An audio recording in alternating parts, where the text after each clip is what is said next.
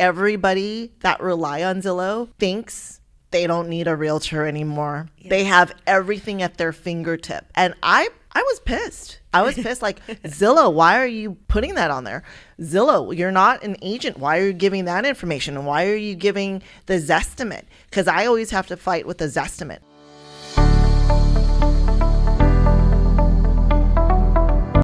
We might not always agree, but I'm the, what do you call it? I'm the old wolf in the pack. What is it? Who has the... Are you the Red Riding Hood or are you the wolf? Maybe both. Depends on the day. So all the complaints, all the why this, why that, Zillow, Compass, whatever, you're more on the sales side of things and I'm more on the operations side and just connecting with different networks, right? So I can bring that knowledge to the table and then you could tell me what consumers are looking at, what complaints are experiencing, and then hopefully we can do our mastermind finally on film. Add the mastermind. Welcome to our show. We haven't recorded for a little bit because we have so much content out there, but Atika definitely works on the sales side. She's closer to the sales side. I am on the sales side, but I focus on operations and trying to pioneer the R&D portion of our business. Yes. So this is our mastermind online in front of everybody. So I haven't been filled in with any of the questions that Atika has that she's kind of gathered through the last couple of days and weeks. And so this is welcome to our mastermind. So we haven't really prepped anything in advance. No. So it's going to be very on the spot. On the spot. Yes. And it's going to be like a rapid fire. Excuse my facial expression. And Oscar better be ready for the bombs. I'm just kidding. So now yesterday I read in the news that Zillow has removed climate risk from their listings. And I was a little worried because my buyers love to go through that feature when they're viewing properties. They actually, sometimes they filter the properties based on the climate risk. For example, if a property is in a high flood zone, there's a buyer of mine who will not even look at properties if they're, at a certain rating. So it was very concerning for me as a buyer's agent that, hey, what is going on? I mean, it'll definitely be a lot more work for the buyer agents. I mean, if you're representing a buyer, and maybe it'll develop that trust relationship with the buyer client as well, where they're like, oh, this is my realtor, and they have to assess the risk for this particular property and things like that. It's additional work, but why would they do something like that? Yes. I hear the frustration.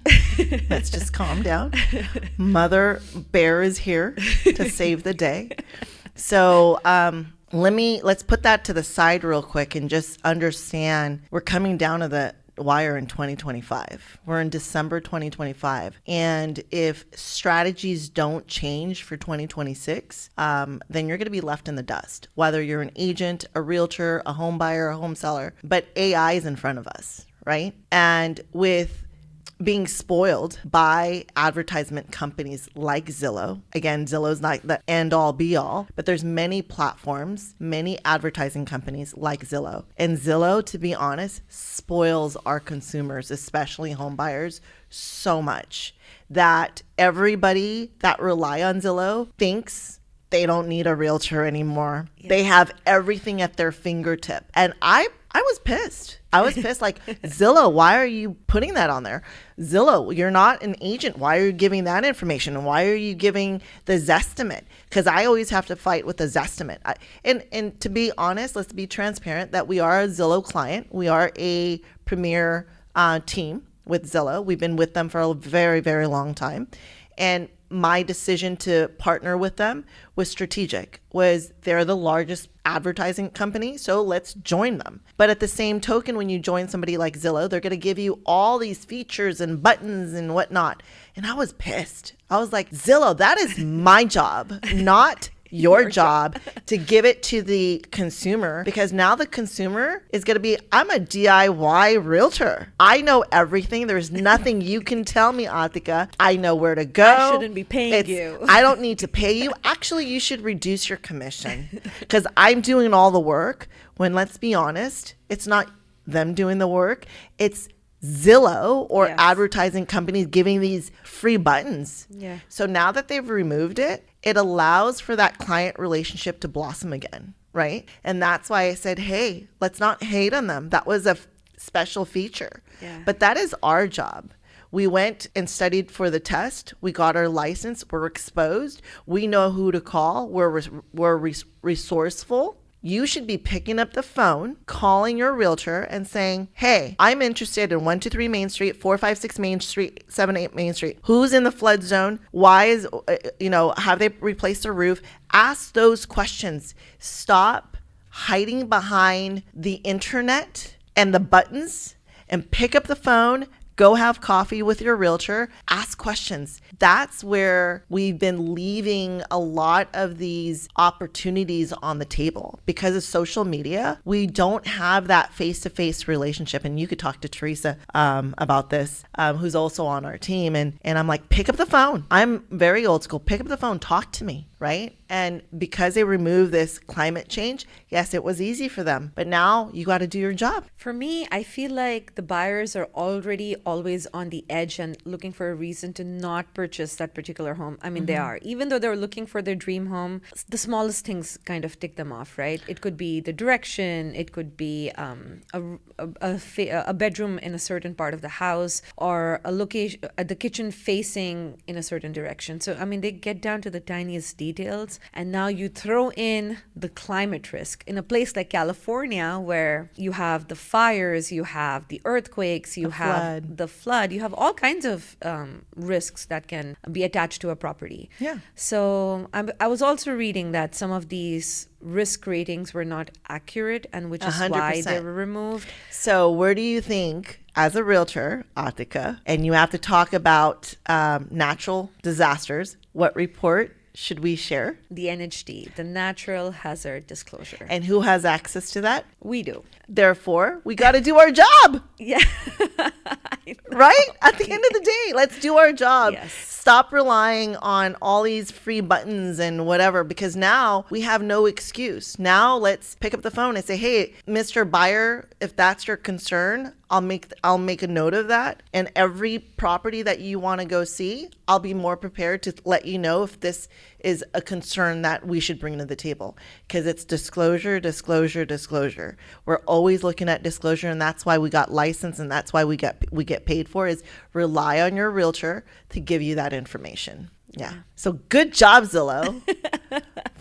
Good job. Well, what if AI gives them those ratings? So. And here's the thing with AI, and I'm not going to try to let any beta come out.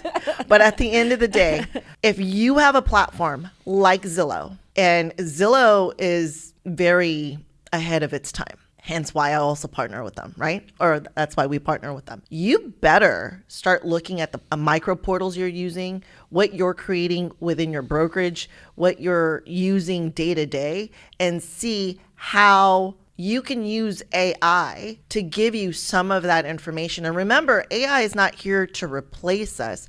AI is here to guide us. And that's the big thing with me and Zillow. Like, I love Zillow to death. Yeah. But at the end of the day, stop giving them my Zestimate, because that's my job. Yeah. You're giving them kind of some wrong numbers when your Zestimate isn't based on a micro hyper local like a analysis radius, or which is a broker price opinion, the BPO. We run BPOs all the time. So let me come up with that number. So I have to always tell the buyers, hey, here's a range, but that's not your price.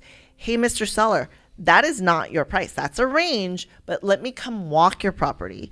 Let me talk to you about the upgrades and updates. Let me talk to you about the claims you filed with insurance. Let's have that conversation. That's what you should be doing with your realtor. So whether you're a seller, you're a buyer, it doesn't matter. These buttons on any third-party advertising website they shouldn't be their end all and say, oh my God, my house is only worth $850,000. No, it can be. Pick up the phone, call your realtor. If you don't have one, you can call us. But at the end of the day, build that relationship with them because they are your guru. With all these platforms, they're going to give you estimates, zestimates, and maybe it's like this, but you want real information, pick up the phone and call your realtor, right? That's just the best way. And that's where these platforms need to start scaling back a little bit and allow us to do our job. Now, flip side of that, what we use day to day, our AI models can say, hey, 123 Main Street is between these ranges, and it's because this is what I pulled. Well, great. You pulled up those 4 properties. Let me go into my MLS, look at them, read about them, and say, oh, you pulled ChatGPT or whatever AI that you're using. You pulled up that 4. I'm going to kick 2 of them out because it doesn't apply with my subject matter, my subject property. And I'm going to pull these other 2 and I'm going to add new construction in there. Yeah. And now you're more of a strategic realtor. And that's what you need to go share with your consumer. So again, I think we get caught up in why is Zillow doing this and why is Zillow doing that? At the end of the day, they're not realtors. Sorry to burst your bubble to anyone. They're not realtors. Buyers, they're not realtors. Okay? And you're not a realtor just because you read something. You're not a realtor. Yeah. Any other questions that? I think I might have a few. Awesome. Yeah. So let's talk about yes. Anything else that they're, because I know Zillow, Compass, the lawsuits and all of that. I know we just did a segment on that and it's pretty hot and heavy right now. But at the end of the day, I think we all just need to relax, stop worrying. I mean, everything's going to shake out. Yeah. Keep doing your job. Be a buyer's agent, be a listing agent. And look at what you're doing individually, especially come 2026. You should already be working on planning what you're launching in 2026. And that's what we've been doing since October, right? Actually, since September. And that's what I've been working on is what are we going to do differently in 2026? If you're not doing anything differently and you're not incorporating AI, you're not incorporating how I could be more of service to my clients, then you're not going to last in this business. Yeah, right? I agree. Yeah, if AI is like out there, instead of it having to take over your business or having somebody else use it to their advantage, we need to use it to our advantage. I mean, that's the only way to grow in 2026. I'll tell you, I just had a long conversation with a couple that's going through a divorce, and I'm friends with both of them. One is what I pull this on ChatGPT and I think it's worth $675, and I don't. And the other partner goes, no, I don't agree with what he's saying. Can you pull something for us, Lulu? And I told both of them, ChatGPT is not going to be your end all be all in all your solutions, right? Yeah. Maybe it can help you as a therapist, but at the end of the day, I'm glad you guys both called me. We'll go over this. I'll send you guys a BPO and we'll see if it's even worth, what you guys are talking about. But definitely they picked up the phone and called me. But they said, we did the research on AI and I did the research and they had some documents exchanged amongst each other because AI did it or whatever. And I'm reading it and I'm like, oh my God, this doesn't protect you. And this is not a full contract, right? So, when it comes to real estate, reach out to your realtor, even the one that we were talking about with your other friend that created his own lease agreement. And she sends it to me and I'm like, oh my God, he was so focused on protecting his property and what tenants cannot do and forgot to put language in there to protect him as a landlord.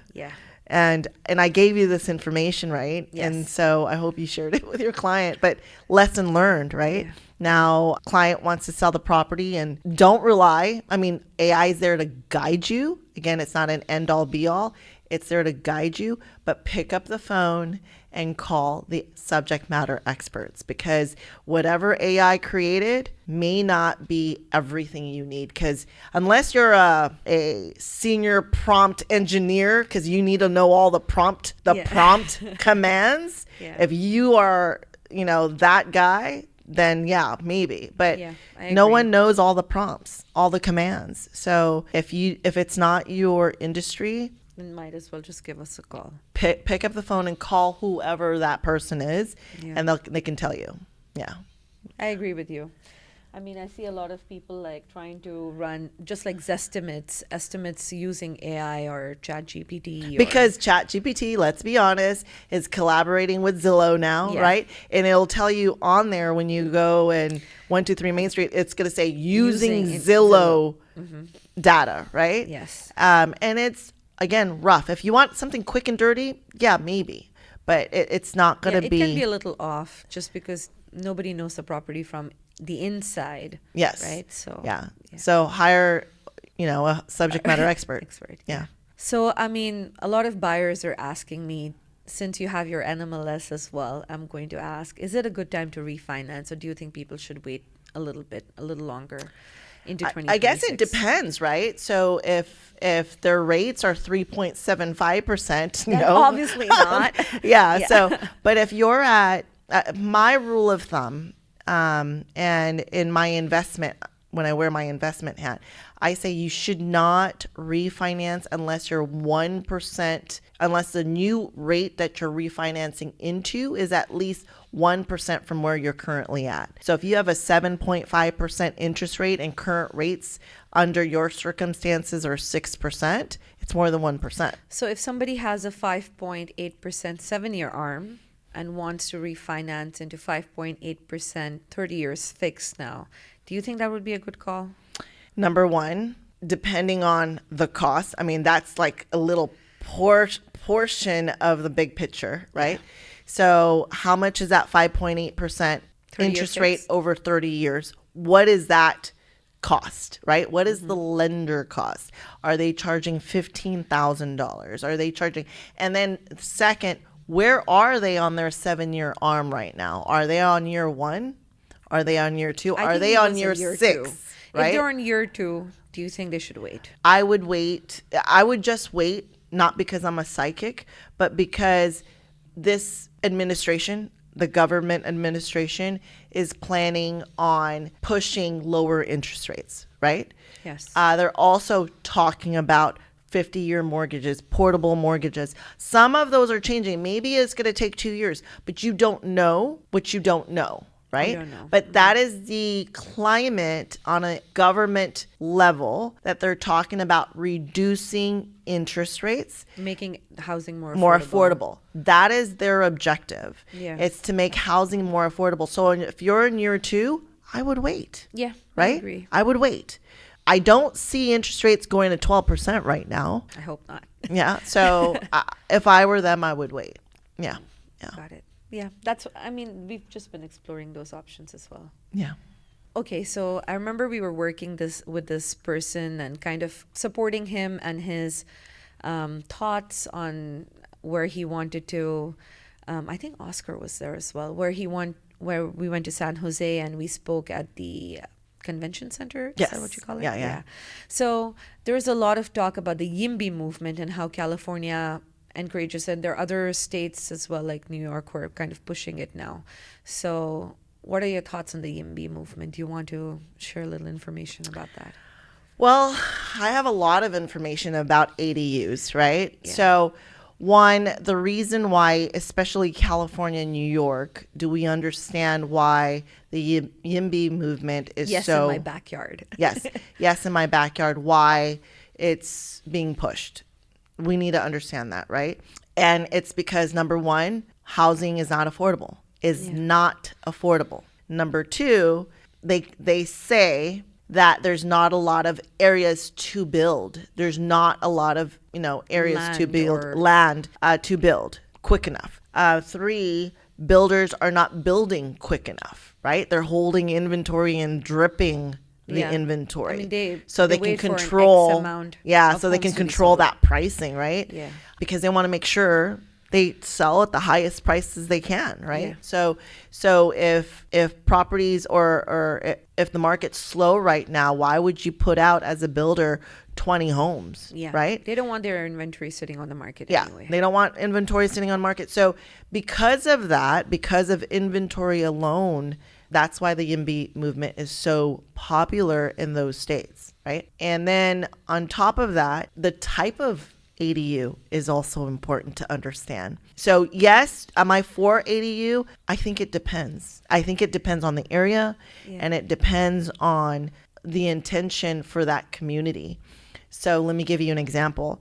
In a HOA gated community with $3 million homes, $2 to $3 million luxury homes, you get all of your neighbors starting to add ADUs in the back of this luxurious community. And then you bring all the renters to come in there. And those renters are renters. And typically, I'm just saying typically, not all of them, may not take care of your home because it's not a primary occupied home, right?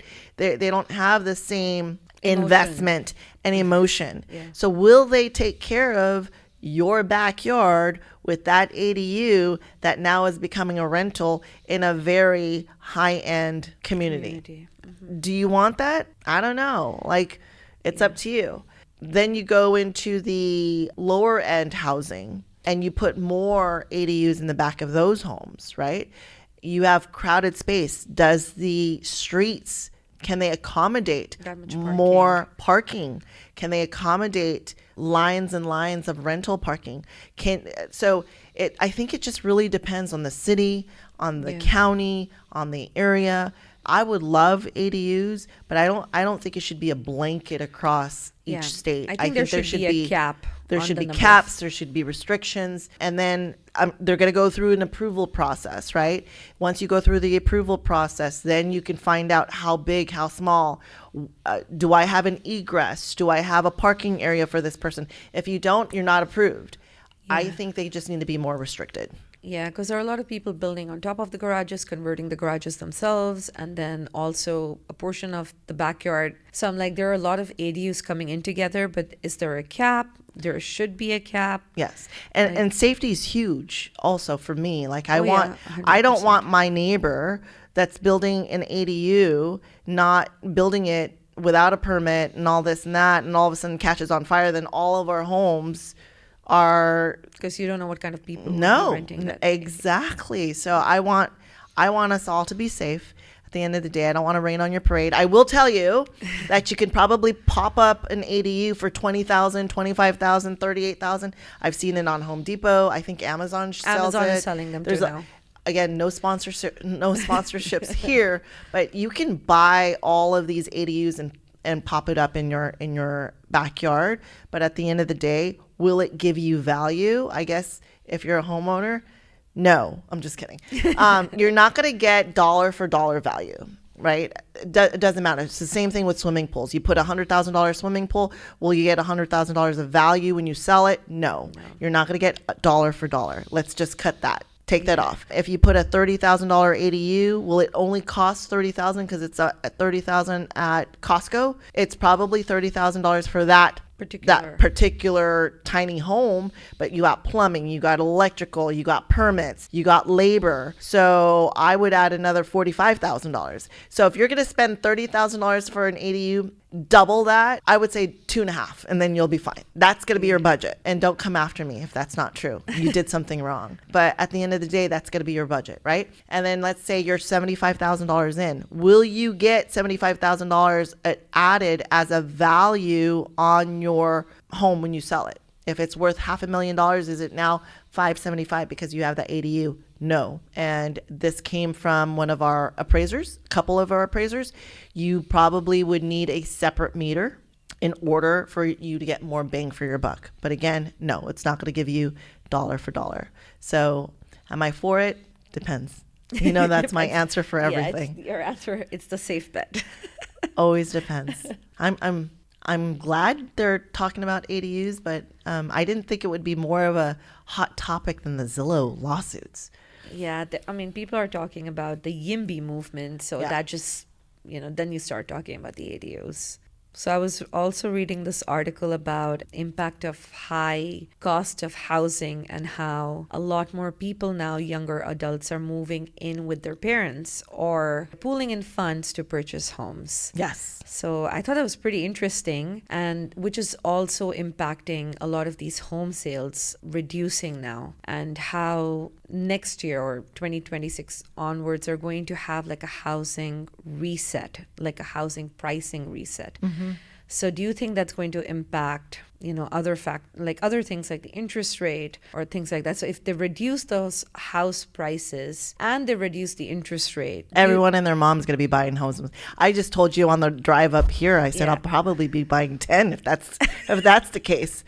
I'll be buying 10. Do you think that's realistic though? 100%. And here's where 2026, I want to say I'm pretty old, but I'm not going to tell you my age. So I just had a conversation during Thanksgiving with my daughter, right? She's turning 23. And I said, oh my God, there's so much movement and change in the industry of buying and owning a home right now that I have not seen this opportunity come by until I was like your age, right? Because when I was her age, I was buying homes and the incentives and the opportunity to afford a home was amazing. And hence why I bought multiple homes when I was her age. And I said, it's coming full circle again. Mm-hmm. So if you want to build wealth, this is your opportunity. I'm not saying to anybody to just go buy any homes out there, make sure it's affordable for you, but this cycle won't come again. And I believe in that administration saying we're going to make housing affordable. Yes. If you have some cash, I'll give you a story. My own cousin, I got her into a home. She literally only brought $25,000 to the table. The builder paid for everything else. Now she's a homeowner and she still needs to pinch herself like, I can't believe I'm a homeowner, right? Yeah. This opportunity is here. So you don't need to save like our parents did and our grandparents did, have to save $100,000. You're never going to save $100,000, right? But if let's just be honest with the different generations, baby boomers are growing older. They're selling their homes or their kids are inheriting it. They're downsizing. Yeah. So they're going out of the market. Gen X's, we are, right? Gen X's are going to try to buy as much as they can. Millennials, right? You guys are already buying and wanting to build up for your next one. And then the Gen Zs and the type of homes coming on the market. They're just not looking for 4 walls and a garage and a backyard. You want to be that modern home, right? You want to be different. You want to have the new lighting, all the smart features. The smart features. And we're not talking about your Nest, your Nest thermostat or your keypad to enter the house. They want more smarter features, right? More SIG preferred. Yeah, if you leave the stove on, will your stove turn off today? No? Maybe you look into that, right? Yeah. I think it's a lot of the Gen Z who are having difficulty purchasing their first home right now, which is why they're pooling funds with friends or just staying at their parents to save that extra money so that they can buy a home. Yes. And I think the goal of this administration, at least, is what I read in that article, saying that they want to make the housing more affordable for the next generation. Yes. So if there's a drop in interest rates and the drop in purchase prices next year, I guess we will see a lot of movement, and apparently the wages will constantly still be increasing. Yes. So it's a plus for everybody. And they're enticing all the sellers or homeowners that have the 3% interest rates that are staying in their home and not wanting to move. This administration is trying to create a new program to move those sellers to sell and then move into their next property. The portable mortgage. And that's the portable mortgage or the 50-year mortgage, right? So they're creating out-of-the-box programs. Will it work? Will it not work? I don't want to get involved in all the chaos behind that. I am a solution-driven person. I try to make dreams come true. Yeah. And that's my passion. So regardless if they make it come to fruition or not, we can try to help you move and get into that next home, right? Yeah. So if that becomes available, those sellers, hallelujah, we'll have more inventory. Yeah. Right? But that'll definitely affect pricing though, right? It'll increase inventory. That's why inventory is so tight, right? Even though we're technically in a buyer's market, right? Where a lot of buyers are negotiating all the homes on the market right now, but that will at least release some inventory to the market. I'm waiting for that. Good. It sounds too good to be true, but you never know. You already know the city that I'm targeting. Yeah. And if you want to know, leave a comment and then we'll talk. Say city. Yeah, say the word city in the comments. And then I was also reading about something called as climate migration. Have you heard of that? Climate migration. I know what it means, but Yeah. what article is this? And So it was mostly focused on LA, where after the fire last year, like in the Palisades, people are now moving into other neighborhoods which are not very prone to fires. Yes. So instead of moving out of state, I mean, some are moving out of state as well, but they're moving to other neighborhoods. well, let's talk about that because it's not just the Palisades. And this is huge in the state of California or any state that's going to be affected by insurance. So insurance is a big deal right now, right? And in 2026, there's going to be so many changes with regulation and everything like that. So, and I don't know who's in charge in California, but a lot of people are upset. If you're going to be zoned and rezoned into a fire area, your fire insurance is going to go through the roof, right? And I feel, and you know, I'm a big advocate for the elderly. I feel a lot of the baby boomers are going to be displaced, right? Because one, they're retired. Two, they're going to be on a fixed income. Three, your zone just got rezoned. It wasn't a high fire hazard area. Now it is. Then you go call your insurance and they find out, oh, we need to increase your insurance $1,000 a month. Right? So you're like, what? I can't afford it. Yeah. Or $1,000 a year. I can't afford this. I'm on a fixed income. The reason why I moved here is because it checked all the boxes before I moved in, and now you're going to increase my insurance.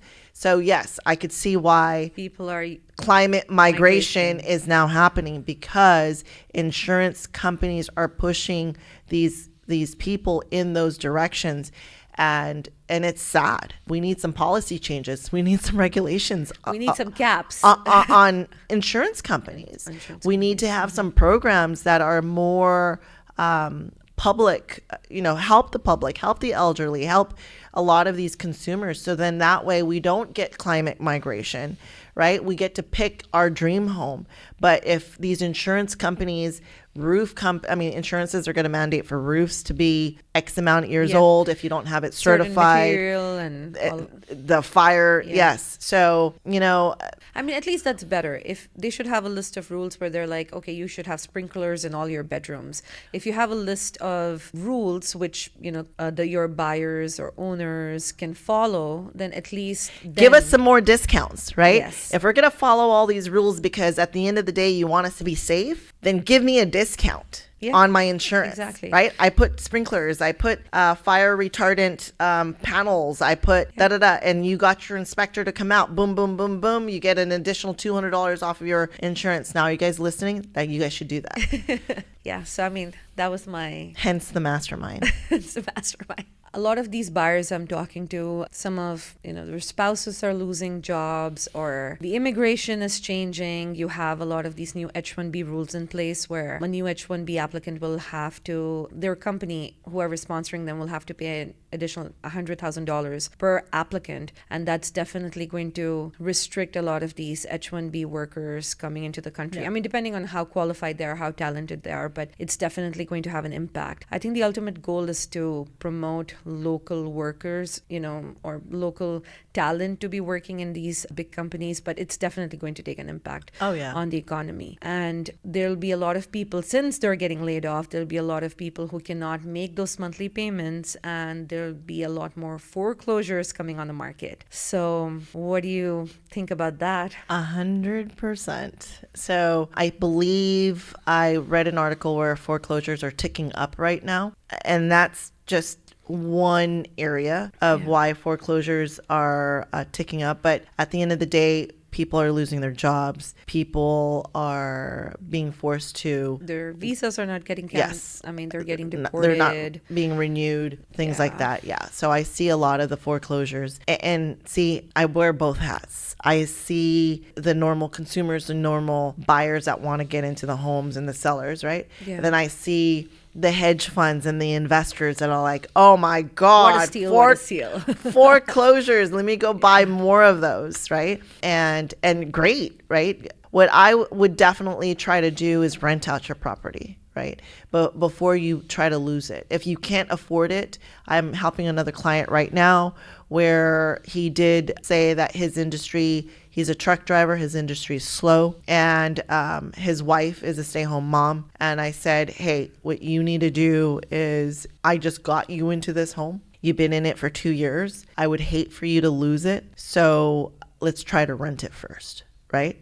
And if we can rent it for as much as your mortgage, or think of it as a new asset or a new 401k for you, instead of you dumping money as a truck driver into your 401k, let's dump that 401k investment into this property. You might be minus $200 after everything is all said and done. You're putting $200 every single month.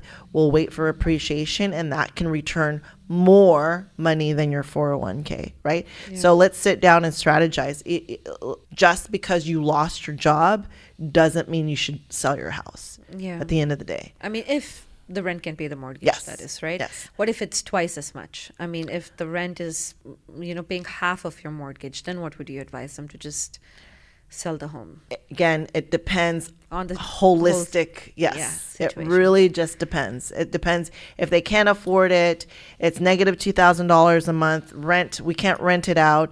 Then we'll try to get one of our investors to come in and try to buy the home. Also about foreclosures, since we're talking about that, can you give just like a process or how to identify these foreclosures? I mean, not on Zillow. I'm just kidding. So if you want to, so are you coming in as an investor trying to find foreclosure deals? I will tell you, you can probably see it on any third-party website. There'll be notice of default, foreclosure. But at that time, I always tell everybody this, the whole world knows about it. Right? Exactly, You don't want to shop on Zillow. If you're an investor or first-time investor, a novice, don't shop on Zillow. Don't shop on Redfin. Don't shop on Realtor. The minute it goes there, the whole point of going on there is to get the full maximum exposure, right? Is because we want tons of buyers to come in and buy the home. So they're going to drive up price. So if you're an investor, you shouldn't be shopping on those sites. You could be door knocking. That's going to be the best bang for your buck. It's a lot of sweat equity, but if you door knock in a specific neighborhood that you want to go buy and say, hey, I'm interested in buying a house in this area. Are you planning on selling? No. We'll go to the next one. Hey, this looks like a dilapidated home. Something's going on. Door knock, leave your contact information, have them call you and say, yeah, my mom just died, whatever, and I can't afford this, so I need to sell it. Make a deal. That's the best secret. Is to do that, right? That's the best way to go get foreclosures. The other one is county records, right?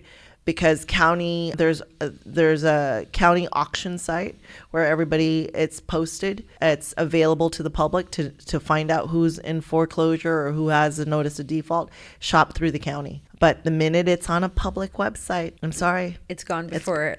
It's probably going to be gone. Yeah, because you got your cash buyers, you got your hedge funds. They're out there going, hey, I want this whole strip. Any foreclosures in this strip, I want all of them. Right? That's who you're competing with. So if you're a small mom and pop or a novice investor, that's not the place to shop. Got it. Yeah. But foreclosures are upticking. That's definitely, if you want to be an investor and you want to own some assets, that's definitely an area to look at. So I'm getting a very common question, which I think that's my last question of the day. As the Fed was cutting rates and the mortgage rates weren't really impacted, all of these buyers were coming up to me, oh my God, the Fed cut rates. Now, what is the new mortgage rate? How much has it cut? And I spoke to a few lenders and it was the same. So just because, and you have to educate the buyers, right? Because feds are cutting rates, that is a lagging indicator, right? The talks and the lead up to actually cutting it, the lenders and the banks already baked it in. Yeah, that's exactly what the lenders said, that it's already baked in. Yes. There's already probabilities and all of that before it actually gets announced. By the time it's announced, it was already baked in 2-3 weeks ago. Yeah. So they were very disappointed. Some of my buyers were like, no, the Fed is going to cut the rate tomorrow. We do not want to submit till they cut the rate because we know we're going to wake up. Unfortunately, you cannot be a DIY lender/realtor. That's why you talk to licensed realtors. Yes. Or you listen to our podcast. Yeah. And then you'll find out that once the announcement is in full effect, that is a lagging indicator. It is not a leading. Yeah, it's not a leading indicator. It's a lagging indicator. That just solidifies it. It just, it's already baked in. Yeah. So that was one of the concerns of my buyers, which was very common the last couple of months, where they were like, oh, we're going to wake up to, a 1% decrease. I was like, that's not going to happen. Mm-mm. I had a client that says, Lulu, I think we're going to pause right now. We're going to wait till the Christmas to buy, or in the winter. I think rates should be around 4% then, right? I'm like, well, how did you come up with 4%? No, you don't lick your finger and stick it up in the air. Yeah. So I said, in my humble opinion, I think it may teeter-totter high 5s, low 6s, right? Yeah. Until something significantly changes. But it's winter. What you can expect in the winter is be able to negotiate house prices. Pricing. Yeah, I agree. Yes. Everybody's having a sale right now. This is the real Black Friday sale, you guys. If you want a Black Friday deal on real estate, this is the right time to buy a home. Absolutely. Yes, That is the time. If money was not an issue, where are the top 3 areas to buy? I would buy in Santa Barbara, number 1. Number 2, I would buy in San Diego. And then number 3, I would possibly buy in the Los Gatos area in Northern California. So if money was an issue and affordability is tight, the top 3 areas, I don't want to share. I'm just kidding. The top 3 areas are Northern California, definitely Roseville, California, Folsom, California, El Dorado, California. El Dorado may be a little bit expensive, so I would probably do south of El Dorado, but in the Sacramento region. But this administration is also now talking about creating new cities. So if they create new cities in California, which they are in Roseville, North Roseville, hint, stay away from there. I'm just kidding. That's the place to go. They have new colleges coming in. I mean, it's amazing. The development there is just fascinating for me. So definitely look.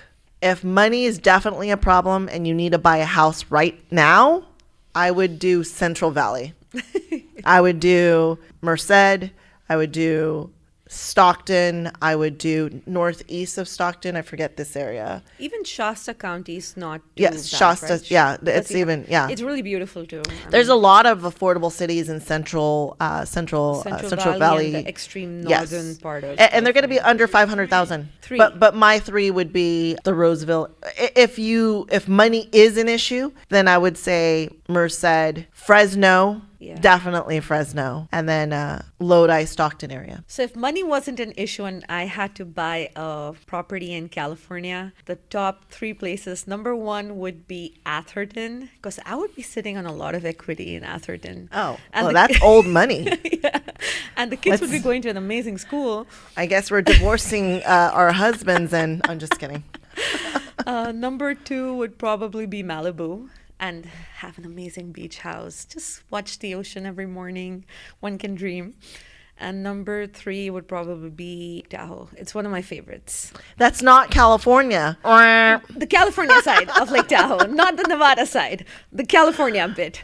But I mean, you can snow there, you can go and in the summer and, just be on the lake. So maybe those would be my top 3 if money was Not an issue- option. Not an option, because I don't think I'll be buying in Atherton anytime soon. $3-4 million average. Average, yeah. Okay, so if The rent for 1-bedroom apartments is $7,100. I mean, absolutely, I was like, for a 1-bedroom? and Well, the that's- schools are just amazing. Yeah. In Atherton. So what about if it If isn't? if it was an issue, then I would buy closer to in Shasta County. If money is an an issue. So Okay. then I would probably buy. I love Bernie Falls, so I just love that entire area. So over there, Boondocks. in Shasta County, and definitely in Central Valley, one of the cities in Central Valley. I like Merced. I mean, it's not so bad. And then Fresno. Fresno's good. What is that area? Which Elk Grove? Elk Grove is the they have- tip of Sacramento. Yeah, so the entry level. It's nice too, I Yeah. feel like. So Elk Grove is good too. I mean, their new construction can be a little on the lower end. So Elk Grove. Yeah.